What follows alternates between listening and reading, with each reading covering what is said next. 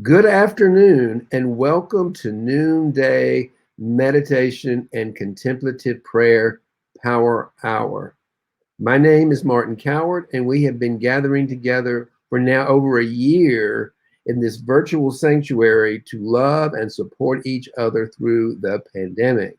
And I'm so grateful that we did because we're all here. We all survived. And I think we're all in better places as a result of what we've gone through in the last year. And so now as we're coming out of the sort of the dark edges of the pandemic, we're looking at how do we move forward? How do we celebrate our lives, and how do we create a new world where everyone is treated equally, and we have new social structures and economic systems that everybody can enjoy and appreciate. And one of the things we're doing this month, and I'm excited about, is we've been celebrating women. And today I have a lifelong friend, Rawls Whittlesey. She's a yoga teacher and a acupuncturist who is here to celebrate with us today. To celebrate when we're going to celebrate with Rawls. And she's got a wonderful story of transformation of how she went from being a high-level, very successful IT executive with a major airline to at 50 deciding that wasn't fulfilling her deepest calling, and she went and to school and became an acupuncturist, She's got a master's in acupuncture.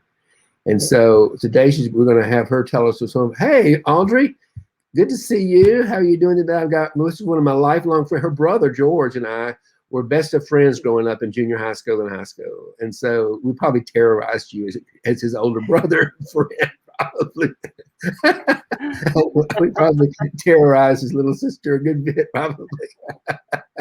But we all had a good time growing up. And I always remember your mom was one of my favorite people on the planet, Linnell Whittlesey. So yes, a lot of wonderful memories going back, seeing you on the screen of our childhood and that wonderful camp they had with the pool. And it was just a lot of wonderful things. So Rawls and I go back to very, very, very long time ago.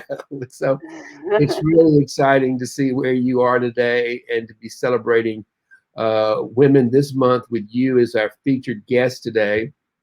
So I'm going to get quiet now. Again, I want to just say, shout out to anybody joining us. Please type into the chat. Let us know you're here. You have any comments, any questions. We're here to answer them. We like as much interaction as we possibly can get, because it makes it more fun. It makes it more fun when you're asking us questions and you're involved in the conversation. But so I'm going to be quiet, and because I'm a speaker, I love to talk, so I'm going to be quiet. And turn this over to my even guest. Before you were a speaker, you love to talk, Martin. No, I've always liked to talk. That's true. That's very true. And so I'm going to give up the reins on the microphone right now and let my dear friend and my guest, Rawls Whittlesey, tell us her story and introduce herself to us. Take it away, Rawls. Oh, thanks so much for having me, Martin. I think this is going to be a fun hour. I just got back from getting a massage, so I'm nice and relaxed, and then we get to do a little meditation. I'm excited. So thanks so much for having me. As Martin said, we go way back, and I have some really fond memories of Martin growing up. I remember Martin used to appear at our house on Sunday afternoons because he knew that we had Sunday dinner, and if he knew Mama was making biscuits, he was there. And he would just casually walk in, and we'd invite him to dinner, and he was like, "Oh, of course, I'd love to." That's true. That's absolutely true. It is true. It is true. But anywho, so I just wanted to share kind of where I've been and how I got where I am today. It's been an interesting transformation, and starting out, I never would have seen myself here where I am today, but I love it, and I'm so glad that it things worked out the way that they did. It's not been an overnight change by any stretch of the imagination. I probably started this journey back in about 2008, 2009. And I was in the IT field for over 30 years. And it was something that I knew that I wanted to do since I graduated from high school. I went straight to college, and that was my plan, was to have an IT career. Back then we called it data processing. Um, and when I graduated from college, or when I left college, because I didn't actually graduate for some time after I actually was in the business world, um, I went to work at the state of Georgia, and I was working at the labor department as a computer programmer trainee, and I started out making somewhere around $11,000, and I thought, oh my gosh, what am I going to do with all this money? and uh, and it was a great place to start, and so I moved from there, and worked in state government. I worked in the retail sector, in banking, and ended up in a major airline, and went from there into management at that airline.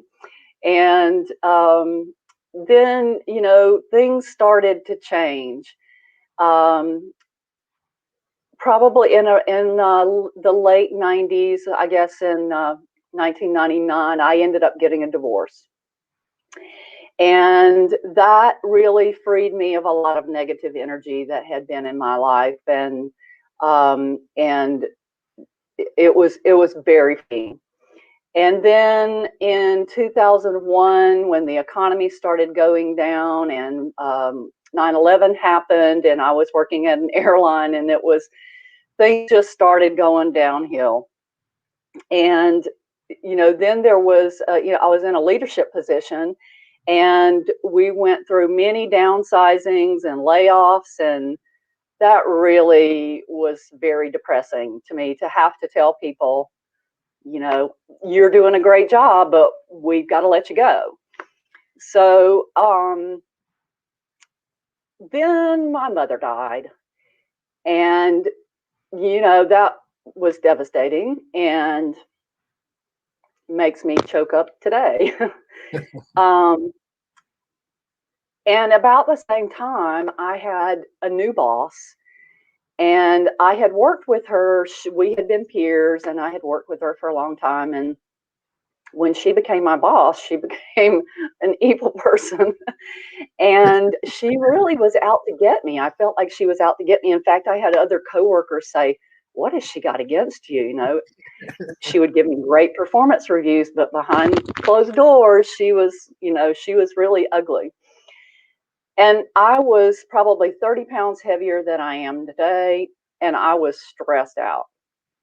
Cortisol has a way of helping you put on a lot of weight, and I was there. I listened to your talk yesterday with Janet, and I thought, oh my gosh, my story sounds so much like her. I did all the right things. I moved up the corporate ladder. I was very successful. I had a great high-paying job, but it wasn't doing it for me. And so I began looking for other things that might interest me. And of course, initially I thought, well, maybe I'll just move to a different company, doing something different, and I'll stay in IT. But then I really began to think that I wanted to do something completely different.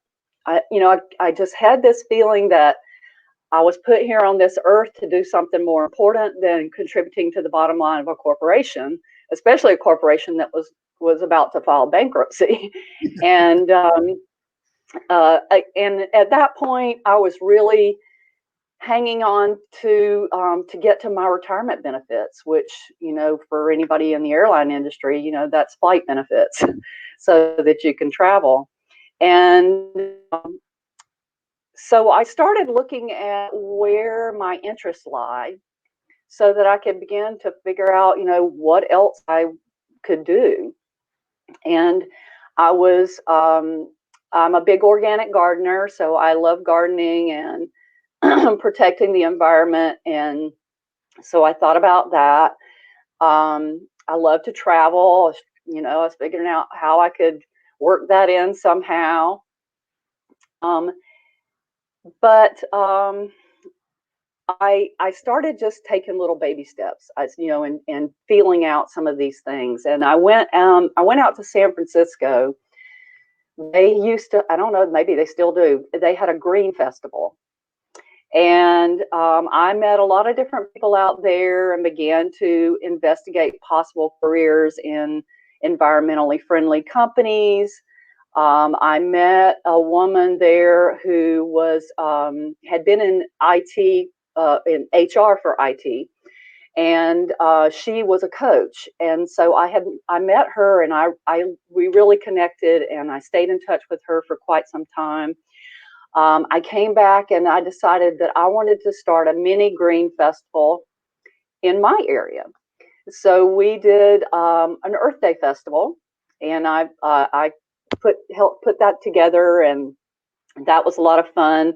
And now it's grown into the whole county, and so I haven't been involved with it for some time since I've moved on, but I started doing little things like that. I got involved in the recycling effort. That was when all of this first started, with big corporations getting on board with recycling and protecting the environment. And that ended up expanding to the whole company. And then I reconnected with Diane, the woman that I had met at the Green Festival, and started talking to her about helping me figure out what I wanted to do. And I just began putting it out there to anybody and everybody who would listen that I wanted to do something different. And then about that time, the airline that I was working for merged with another airline, and we got a new CIO, and I reported directly to the CIO. And I was pretty sure that she would be replacing me. And so I thought, well, I really need to step up my efforts to do something different. And then they announced retirement packages. Normally, because I was a director, they normally don't include directors in the retirement packages, but they did this time. And I was barely eligible. Like by 3 months, I was eligible, and I jumped on it. And I'm like, I don't know what I'm going to do, but this is my out. This is put right here in front of me for a reason. So I took it. And my plan, I had a grand plan. I was going to travel around the world for 6 months. I was going to figure out what I wanted to do with my life, and then I was going to go find myself another job with another company. Well, so some friends of mine were going to Thailand to a yoga retreat. And they were both massage therapists, and their nephew was teaching this yoga retreat. It was a month-long yoga retreat on the beaches in Thailand. And I'm like, oh gosh, I got to go to that. So I had been practicing yoga at that point, but I wasn't teaching. And so I carved out 2 weeks. I went to Thailand. I did yoga for 2 weeks. I rode elephants. I did all the stuff that you do in Thailand. It was awesome. And when I got back, I decided that I wanted to teach yoga. And that whole experience was so transformational for me, because when I got back, my dad found out he had cancer. So I dropped everything and went down to Albany and took care of him and helped him through all of the chemo and the radiation and all of that he had to go through. Well, that practice of yoga got me through that whole time, because it was so stressful. Being a caretaker just takes so much out of you, especially when it's your parent. And I did yoga every day. And that was such a stress relief. It was anxious for me because I wasn't working. It was the first time I had not worked, in 30 years. And I really didn't, I didn't have any income. I had enough savings that I could last for a while, but it was really anxiety producing for me, and yoga really saved me. And so that was really about the time that I decided that I wanted to teach yoga, because I thought it was so beneficial for me that I wanted to share that with other people. And, you know, with that daily practice and that meditative practice, I lost 30 pounds. I got certified to teach yoga while I was staying with my dad. And also during that time, trying to help him, I got certified as a nutrition consultant. And I reconnected again with Diane, that I had met in San Francisco, because I was so anxious, and I felt like she could help coach me through that, which she did. And I began to think of my life purpose as a caretaker. I enjoyed it. I did not miss IT at all. And so I started thinking along those lines. How do I incorporate this into a career? Well, my dad passed away, and I started looking at, again, what could I do? And I started talking with my acupuncturist, as I had been seeing an acupuncturist for back pain. And he told me about this school up in North Carolina. And the program was such that I could go to school 1 week a month. I could still hold down a job, even if it was part-time. And I could go to school for acupuncture. And I had never really even considered that. But once I started thinking about it, I'm like, well, I can make a living doing that. I can do it for as long as I want to do it, because, it's not particularly strenuous. And I'm helping other people. And, I knew from teaching yoga, people really appreciate that. And it's so different than being in the corporate world, where they want you to do more, more, more with less, less, less. And you may get a raise, you may not. And being in that environment where people are so grateful and you feel like you're making a difference in their lives, it's just, that was like, that's what I want to do. Yeah. So, yeah. And, so I went up there to North Carolina and checked out the school, and I loved it. It was in this beautiful building it was a school building that had been built after World War II, when all of the infrastructure projects happened. And it was a beautiful stone building, hardwood floors, big tall ceilings. It was great. And I decided that's what I'm going to do. So I went back to school. And during that time, I was able to work part-time in IT, because I had made so many connections over the years. And so many of my friends from the IT world were in other companies now. And so I was able to work with them doing small little contracts, 2 days a week, 3 days a week, something like that. And they knew going in that I would need to take a week off every month to go to school. That worked out beautifully. It gave me an income, and it let me begin to pursue this new career. So when I finished school, when I started school, I was almost 50. And as I was trying to decide if I was going to do this, I had told my acupuncturist, I'm like, I'll be 55 by the time I start practicing. And he said, well, you're going to be 55 anyway. You might as well be doing something you want to be doing. I'm like, okay, I'm there. So yeah, that's what I did. And then in Georgia, once you finish your schooling, you have to do a year of internship with another acupuncturist before you can practice on your own. So I began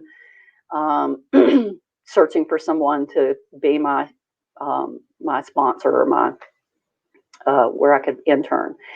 and found that right here in Peachtree City where I live. And so I began practicing there and still working IT part-time. And then as you know, as the time went on, I did less and less IT and more acupuncture. So it really was not a I'm cutting off here and starting over here. It was just a gradual transition into acupuncture. And now I've been on my own for almost 4 years. My practice has grown tremendously. I just moved into a new office space and have more ability to treat more people, and I'm loving it. So, I guess things that I learned along the way is you can do this. I mean, it seems really overwhelming when you begin thinking about it. And I didn't have a plan. Honestly, I didn't have a plan. This happens to me frequently that I don't really have a plan. I just kind of know where I want to go and I start heading in that direction. But it worked, and I'm just so grateful that all of this worked out, and that I'm doing something that I really enjoy, and I feel like I'm helping people and making a difference in my community. So that's Yeah, my story. I'm sticking to it. I love your story, and I agree. I think that it's there's these stories of a lot of us in corporate. I'm like you. I had climbed the corporate ladder and gotten fairly high. I was fairly high, successful.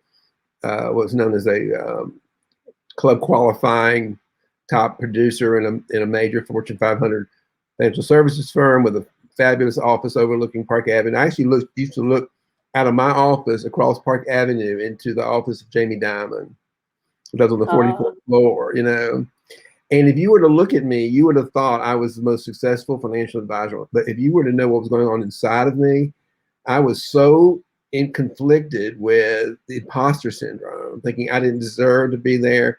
And then what that triggered in me was even more fear. And I realized that money wasn't just something that I was afraid of. It terrorized me.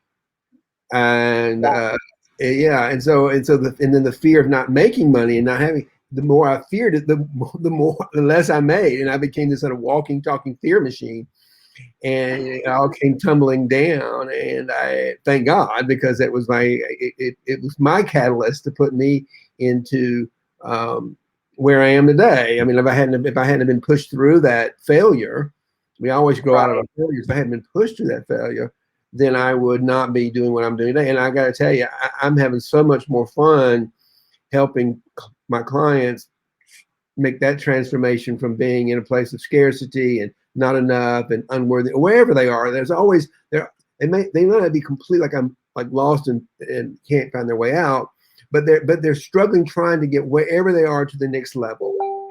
And so to be able to help my clients look through whatever's blocking them to take their business so they can live more fulfilling, more passionately, and particularly people in the corporate world, because there's so many people like you and me who wanted to be successful, who wanted to look good for everybody else. We follow these careers, but when we get to the top, we realize it's not really doing us any good, because it's not what's Right. So like you, I mean, I learned that I can live on a whole lot less money than I thought I could. I mean, I cut out my cable TV, which we never watched. I cut out all of the extra stuff, that I didn't need. I would go shopping just because I was bored, and spend money. And but when you got it, you just piss it away. I did anyway. I mean, I grew up saving money, so of course I have savings. But thank goodness, and thank you, Martin Cowart, for helping me through that, because now I don't worry about the stock market. I don't worry if it's going up or down, because Martin helped me get my money in a place where I don't have to worry about it.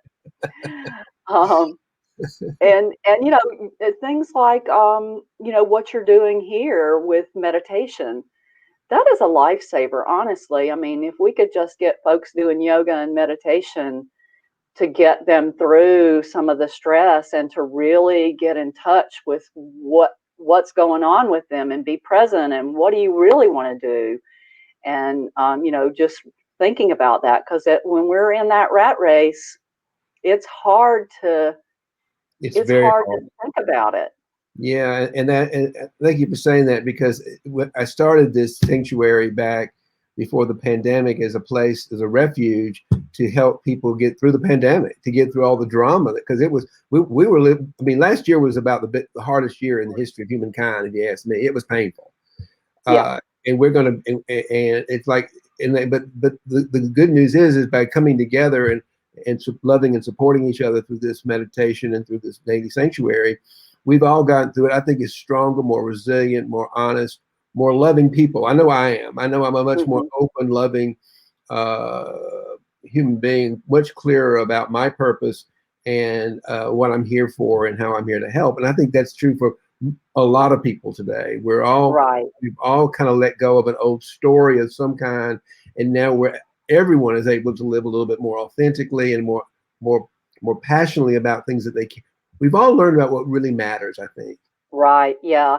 And I've seen that in my practice as well. I see so many people that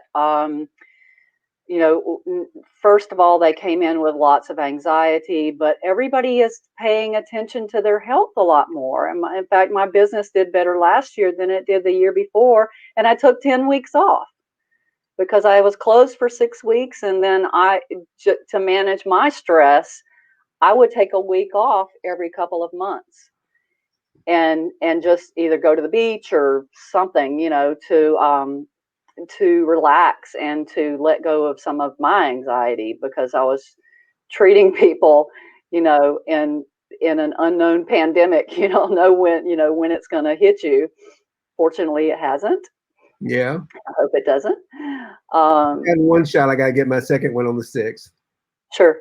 Okay. Good for you. Good You for had your you. vaccine shot? Are they available to you? I'm 66, so I got mine. Being over 65, I got mine a little while, my first one a while back. Are they available to you in Georgia yet? Yes, yes, they are. Hmm. I have not gotten it yet, just because I have anaphylactic reactions to a number of things, and it puts me at a higher risk for getting it. So I have not done it yet, and I'm kind of in a wait and see mode at this point. I have nothing against it. I think it's wonderful. I can tell with my patients that once they've been vaccinated, it's just a huge sigh of relief for them. And so, but I'm kind of the mindset that if I keep myself healthy, and I also have confidence in herbal medicine that I practice and acupuncture that I practice, and so that's kind of the path that I'm taking at the moment. I may change my mind at any moment. Well, I think that's a good philosophy. Is what works, and I think, as as a practitioner of Chinese medicine, there's all sorts of. I mean, I was talking to a friend of mine who's an acupuncturist the other day. He said some reason warm water, drinking lots of warm water, was a way to keep the virus at bay, and also the fact that they've come up with a lot. I was watching last night that they've come up with some really the treatments that they've come up with are now much more effective at 87%. So we're exiting out of COVID-19 by a lot of paths. And Right, while the vaccine right, is, like you say, while the vaccine is one path, and I encourage people to get it if they is one path, but there are, like you say, there are other paths to healing. There are other paths yeah, to getting this resolved and getting on the other side of COVID. So thank you for right. that insight. Yeah, yeah. Early on, there was a lot of folks who were our senior level Chinese medicine practitioners, some from China, who had access to what they were doing in China on the front lines with Chinese medicine, because over there they practice both Chinese medicine and Western medicine together. And uh, was quite a bit of information coming out of about how to treat it. And I can't say, you know, in the United States that I treat it, but there are other paths Good. for sure. Thank you for that clarity. And Yes. so, so now we're at the half past the hour, and I can't believe how fast this first half hour has gone with you and I having this wonderful conversation. Because I haven't really heard all of your story. I mean, you're right. I did come into your life when I was as a traditional financial planner back years ago when you first started going, and we did some work together. Thank you for that. So I know a little bit of your story, but it was really great to hear it again today from a deeper, more of a healing perspective than I was at the time. So thank you for sharing your story, because I think there's a lot of people out there right now who, as a result of the pandemic, and have had to sit for themselves, maybe realizing, you know, I'm not happy. I don't want to go back to what was. I've got something deeper within me that needs to come out. That, like you discovered when you were with your father, that, you know, I've got something. This course of being a healer and taking care of people is my calling, and I gotta pursue this. So I just want to put it out. And you're listening, and you're one of these people that maybe pay attention to that, because you've got a lot of company right now. There's a lot of people who say, wait a minute, what matters? They take a step back. I got one shot at this time on my planet. Is this in this incarnation?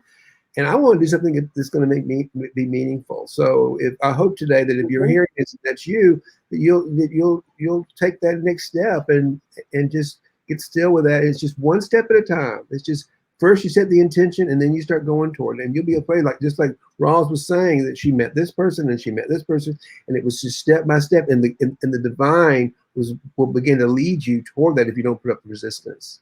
It's really about letting Absolutely. Really if you put it out there to the universe conspires to make it happen. Right. And you just have to be open and aware and look for it. And, you know, it's there. It will pop up in your life. It will, whether you want it to or not sometimes. Right. Well, as in my case, I wasn't paying attention, so I ended up in a pretty miserable spot for a while. So, and everybody's journey is a little differently, but I promise you, the divine will wake you up one way or the other and put you back on track. That's right.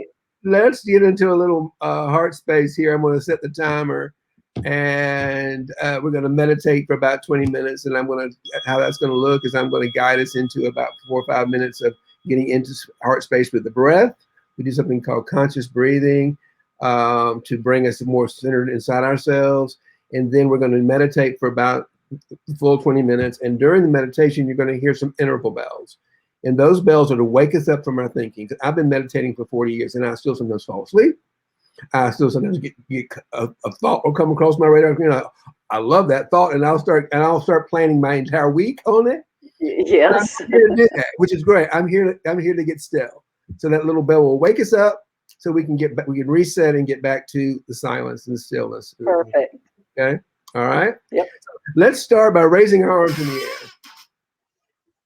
Go ahead, raise them up. There you go. We raise them up. I do all the time, but this week I'm raising up in celebration of women, celebration of you, Rawls, and coming on and stepping in and sharing your story with us. But also when we raise our arms, it reminds us that that's just how close the divine life is. Because without that divine spark of life, we could not raise our arms.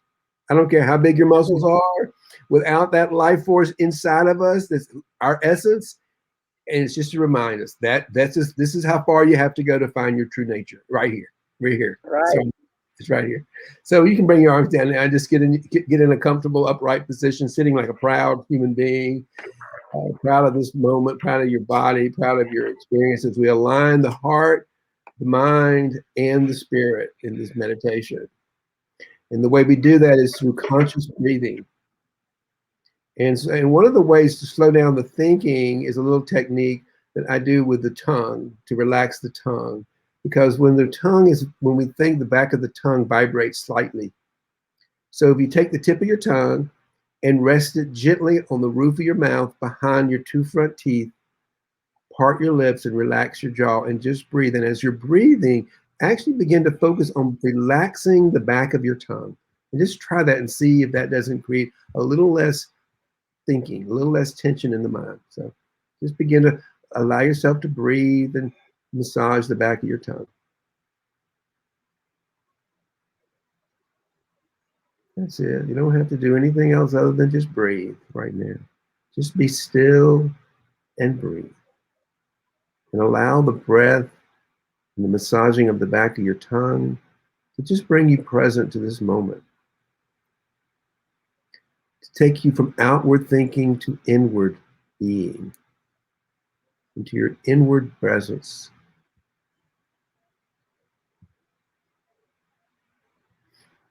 And to get us a little deeper, we're going to do 3 belly breaths.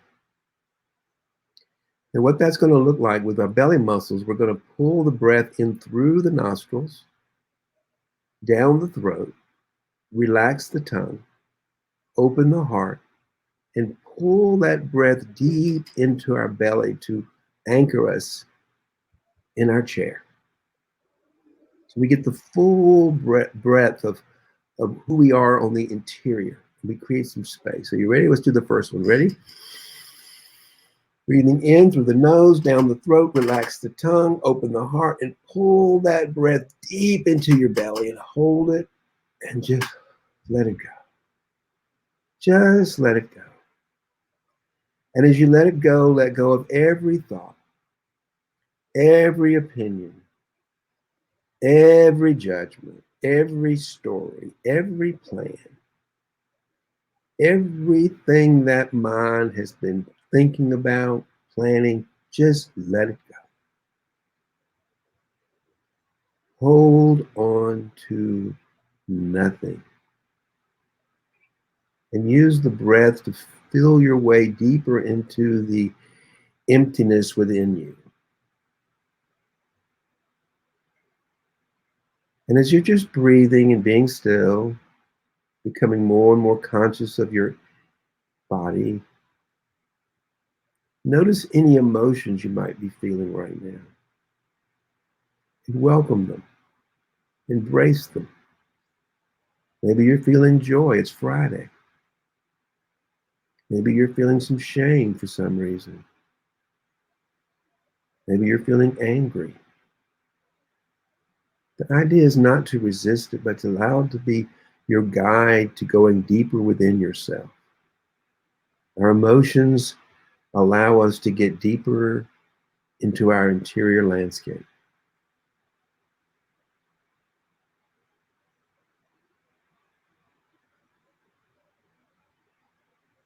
And so just notice what happens as I get silent.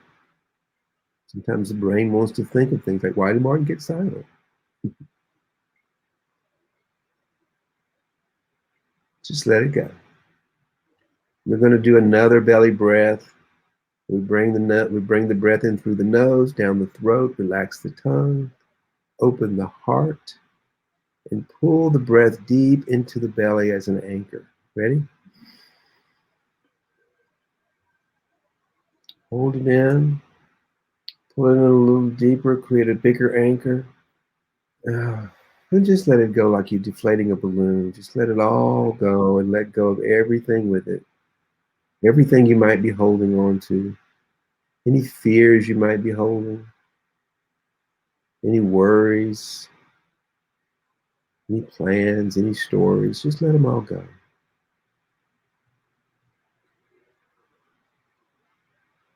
Hold on to nothing. And allow that bell, the vibration of that bell, to pull you deeper inside with the belly breath. We're going to do one more belly breath and then we're going to get still. Ready? Breathing in through the nose, down the throat, relax the tongue, open the heart, pull it a little deeper and take a little bit more into the belly. Oh, and gently relax and let everything go. And just allow yourself to fall deeper into the awareness of I am divine love.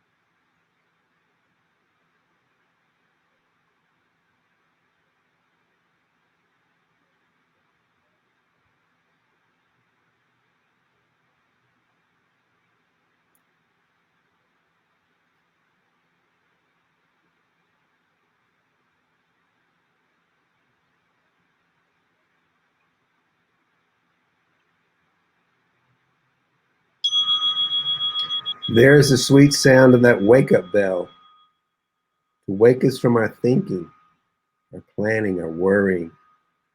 And the invitation is to smile and thank that brilliant brain for all its work and just let it go. And allow yourself to fall back gently into the stillness of unconditional love.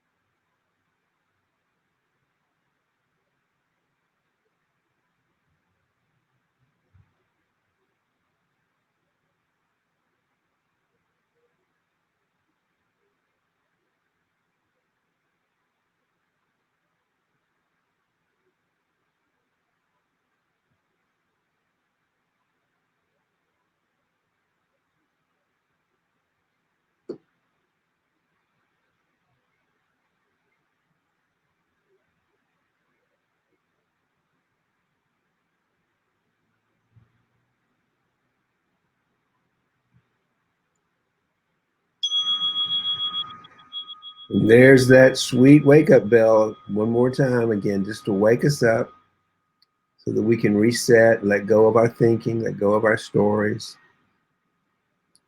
and fall back into the beauty and the loveliness of not knowing.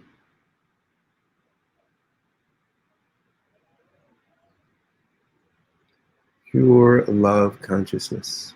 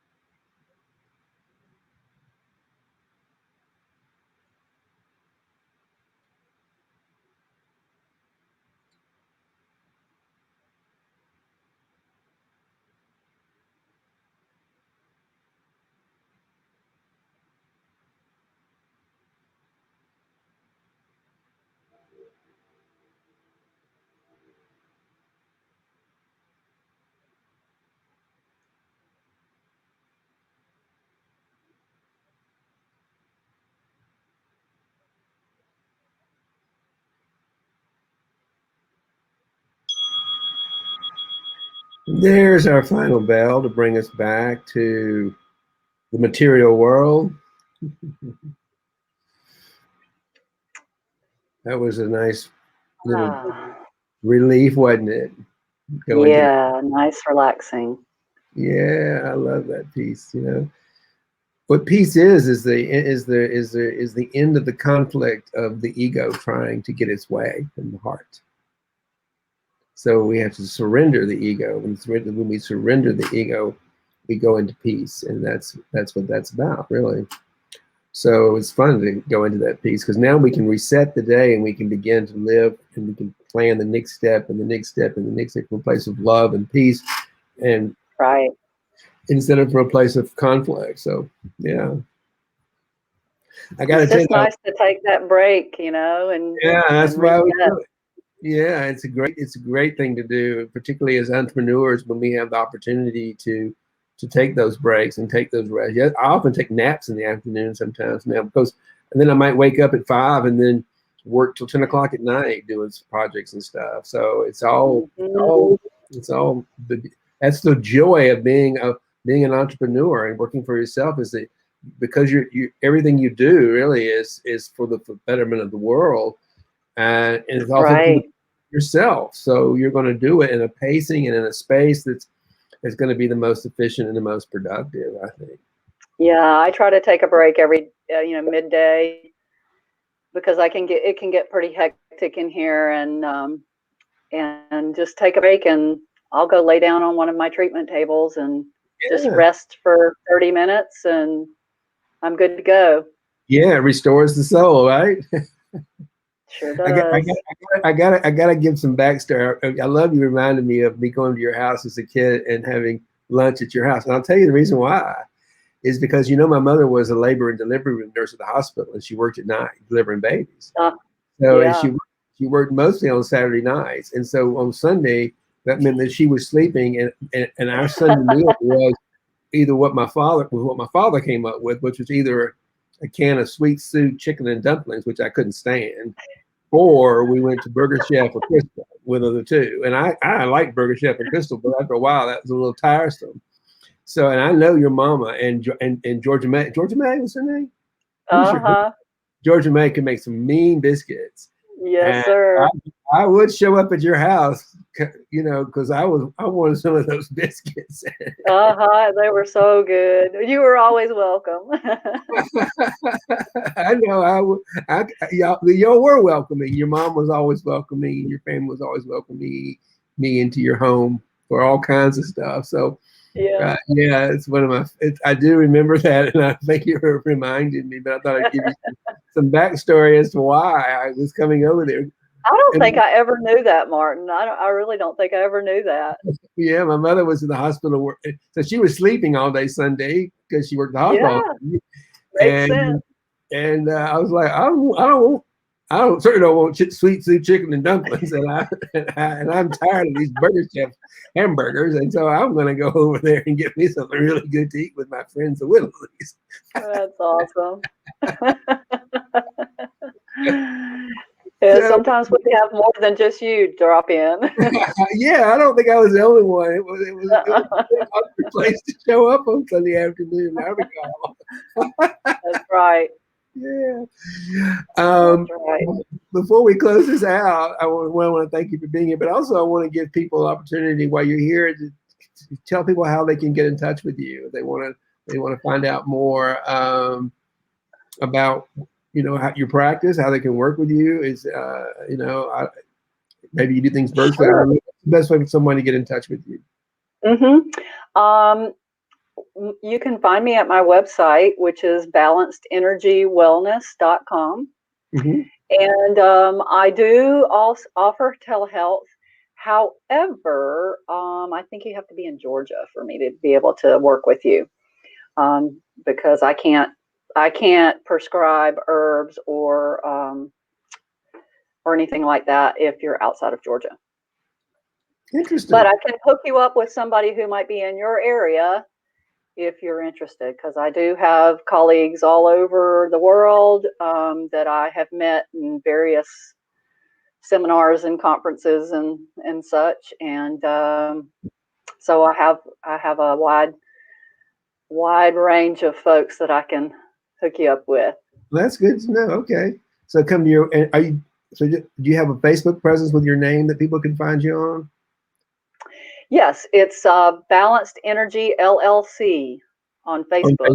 Okay, because sometimes I find sometimes if people can stay on the same platform that they're on now, we like it to be easy for us, so it's easy if you can just find.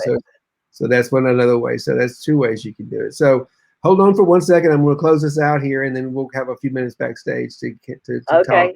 Thank you so much, Martin. It's been a wonderful hour with you. Oh, I've had so much fun reconnecting. I loved it. It's been great. And so I want to just let everybody know that one is people know that I am a spiritual teacher and a prosperity and mindset coach working largely with gay, transgender, and bisexual men. And I have created a private Facebook group specifically for us to come in, and a safe place for us to come and do some of our work.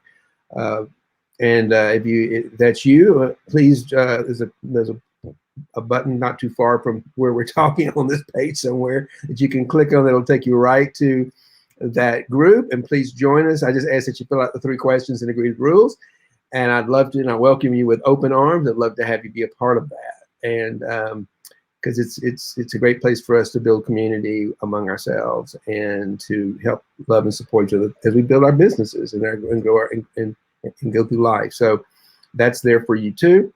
And what I'm going to also announce that while this month has been celebrating women and it's been so much fun, I've got 3 more days of celebrating women. I've got 3 more guests coming on next week, and I'm excited about them.